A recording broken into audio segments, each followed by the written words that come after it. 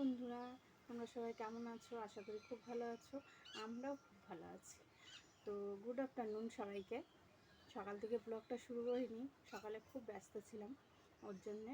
কেননা কালকে আমাদের রান্না করতে ছিল না, কালকে দশরা পুজো ছিল, আমাদের রান্না করতে নেই। কালকে রান্না করে রেখেছিলাম, কালকে তো রান্না করিনি, পরশু দিন রাত্রে রান্না করেছিলাম, সেটা ফ্রিজে রেখে কালকে সারাদিন খেয়েছি। তো সকাল সকাল উঠেই গরম ভাতের জন্য সকাল সকাল রান্না করেছি।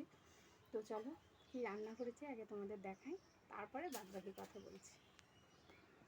তো দেখো মা কি রান্না করেছে। এখানে এখানে রান্না, এটা উস্তে ভাজা, আর এখানে পটল ভাজা আছে। আর এখানে দেখায়, এখানে হলো মটরের ডাল আছে। এই দেখো মটরের ডাল।